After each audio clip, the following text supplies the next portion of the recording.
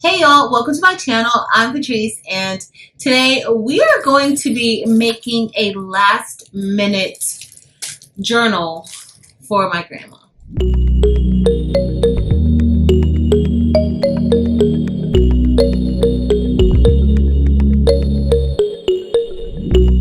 Hey y'all, welcome to my channel. I'm Patrice. If this is your first time here, please be sure to give us a thumbs up. Also, check out the other content. If you enjoy the content on this channel, please be sure to hit the red subscribe button. In addition, head over to Facebook, Instagram, and TikTok and join the Craftable Things communities there as well. So y'all, today, my family strikes once again. So my grandma has her 60th high school reunion coming up, and she's a part of the board or the decorating committee or whatever it might be. So she already got me to make her 100 acrylic buttons, and then she calls me at the very last minute to make her a sign-in book. So she actually had given me some books from Dollar Tree, asking if I could do something with them, but I actually have some sublimation notebooks, journals already handy, and so that's what we're going to do. I think that's going to be a lot quicker for me to just go ahead, print something out, and press it. So if this is your first time hearing about sublimation, sublimation is the process of applying sublimation ink to substrates or items that can take the sublimation process. So typically it's polyester based items or items that are possibly coated in a special coating. And these particular journals, it might be a little laminate on top or something like that that makes it able to be subbed. And generally you're using a sublimation printer or a converted printer that's converted for sublimation. So today we are simply going to print this out. I'm going to show you all how to make a sublimation journal. Okay, y'all, so now we're inside of Adobe Illustrator and I have already designed the image that we're going to be using today. I will be removing the black box around, but I just use that as a template. So what you want to always do is measure the item that you're going to be subbing or whatever you're creating your artwork for. You want to make sure that you are measuring. So right now, the measurements for this particular journal was 5.625 inches wide by 8.25 inches high. So I'm just going to go ahead and remove our box because I don't need it anymore. And I definitely don't need to waste any black ink to print that out because that is not going to go onto the journal. All right, so now we're ready to print this out. I'm going to head up to File. We're going to head down to Print. And the printer that we will be using today is going to be our SAWGRASS SG500. And I am just going to select the printer that we'll be using on here.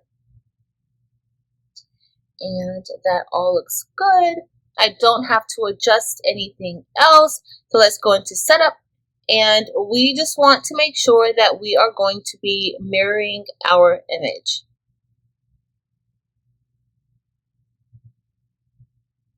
So we are just going to select Flip Horizontally.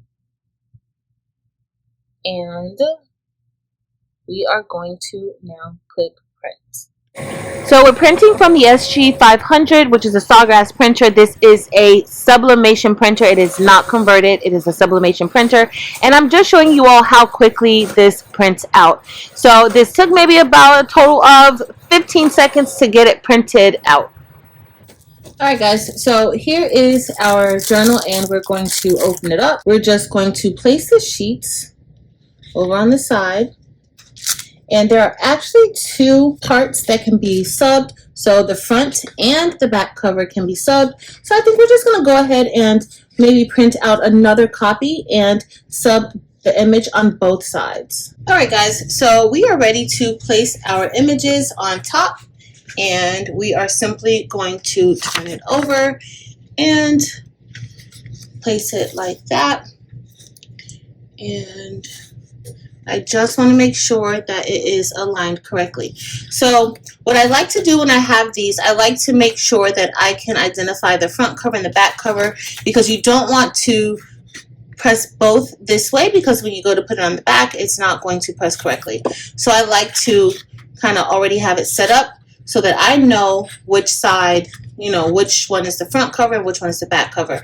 Now with these covers, one side is shiny and the other side is matte. So we're going to be pressing on the shiny side. And I am going to align this up exactly how I want it to be, making sure, and if you want, you can kind of turn it over like that just so that you can make sure that you have the entire image on the cover. And that looks good to me. All right, so we're going to go ahead and we're going to use some heat tape to make sure that this stays down. So I'm going to put a little heat tape here. And then I'm going to put a little heat tape at the bottom. Now we're going to go ahead and we are going to put it on the other side. And I am just going to make sure that we have our covers correct. So the front, the back, and this is the matte, the back. And so now I'm going to just flip it over like that, and that is going to help me to make sure that my covers will look how I want them to look.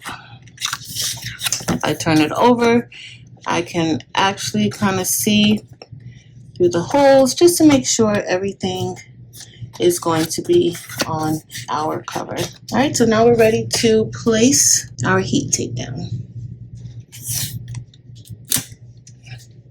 All right, and that's it. We're ready to press. Pretty simple. All right, guys, so today we're going to be using our Bavor Auto Press.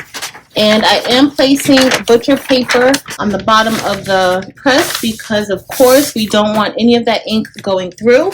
We have our heat press set to 385. Well, it went up to 386. I might have turned it too much. But for the seconds, I need to adjust the second. And to adjust the seconds, you actually turn the nozzle to the left first, and then you adjust it. So, all right, guys. So you want to always make sure that your surface is clean. So before you put your image on, make sure that your surface is clean. With these types of materials, it's a little different because with cloths, I usually use my lint brush. But with these types of materials, I'll usually just kind of wipe it off, maybe use an alcohol wipe.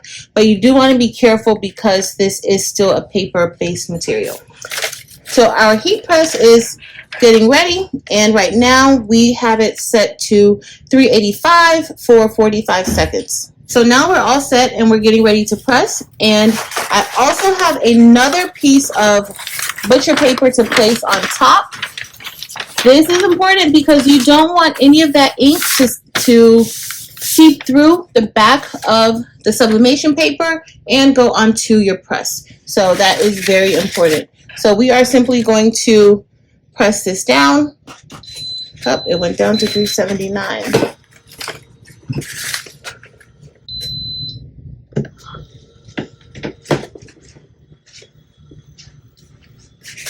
All right, so let's check it out.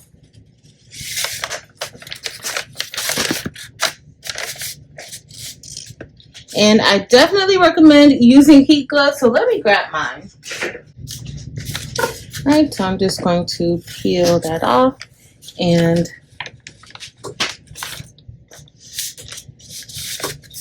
this is going to be the back part of our notebook. So now we're going to press the second one, or this is the actual cover. And we're going to apply butcher paper on top. Now you always want to be careful with applying butcher paper. You may not be able to use the same butcher paper, so you want to make sure that there is no ink on your butcher paper, okay? If not, use a new sheet of butcher paper every single time.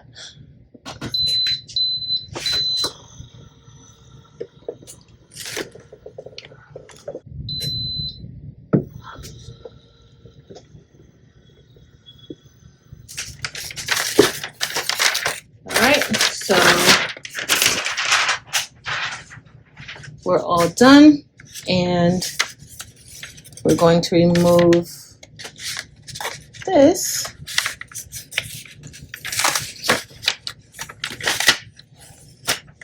All right, and that looks great. Okay, y'all, so we are all ready to put our journal together, and to do that, of course, we need to have these spines. And so this is the back of the journal, and so we're just going to line the front cover along with the inserts and the back cover together like this and match those holes up. Now that we have the holes matched up, now it's time for us to simply insert our spine, and we're just going to place those in each hole, but make sure you have everything together. Once it's in the hole and we have them all coming through the other side, we're just going to rotate the spine, and then we are going to manually close that spine up so that it will be easy to open and close, and our journal or notebook won't come apart. Alright guys, so we are all done with our journal, and this is what it looks like, and it is going to be perfect for my grandma's last minute demand, because it wasn't a request, it was a demand, but it's okay, it's my grandma. And here is the back cover. So as you notice, the back cover is in the correct direction and the front cover is in the correct direction. All right, y'all, so we're all done, and that was a quick and easy project, and it almost makes me feel a little bad about giving my grandma a hard time for asking for this last minute project, because it really was simple. Putting this together didn't take more than 10 minutes actually to design this, and then as you all saw, to press it didn't really take much time. So I'm just going to place this back into the packaging, and we are going to get this to my grandma. For all the items that I used today to create this quick and easy journal, because honestly you can make these as gifts, or if you want to include these in items that you sell, you definitely can. You can customize them. School is about to come in. Teachers need books like this. Students need books like this. So I will have a link listed to the items that I used. If you enjoyed this video, please be sure to give it a thumbs up. Also, make sure to head over to Facebook, Instagram, and TikTok and join the Craftable Things communities there as well. But that's it for today, y'all. Thank you all so much for watching. Until next time.